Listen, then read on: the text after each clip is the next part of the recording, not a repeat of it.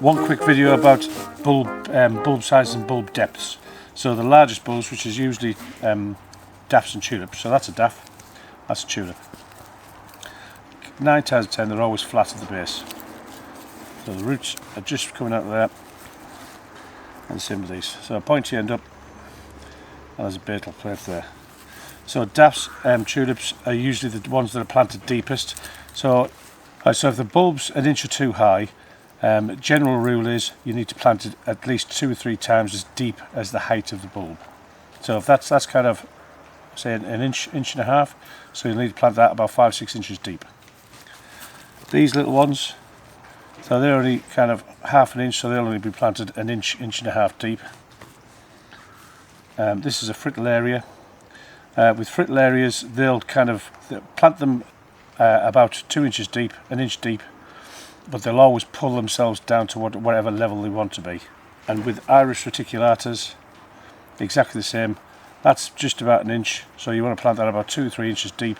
But with Iris reticulatas, you need to plant them slightly deeper, otherwise next year they'll split into hundreds of little bulbs and they won't flower for another 5-6 years. So always plant it a little bit deeper. So this is what we've prepared earlier.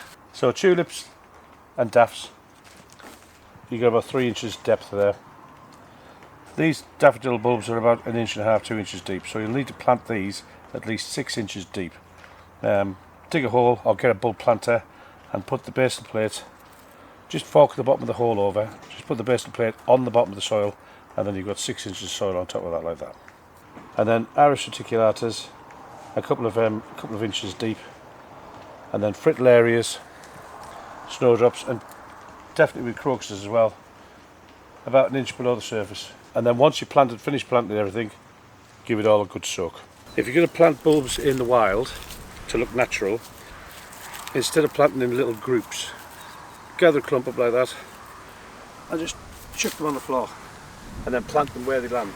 Put your bulb planter in the ground as deep as it will go, give it a twist, pull it out, and you'll have the core of soil to put back on top of the bulb.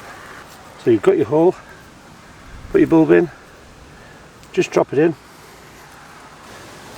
just sprinkle a little bit of soil in there just to kind of hold it in place, and then put your plug of soil back in and then move on to the next one.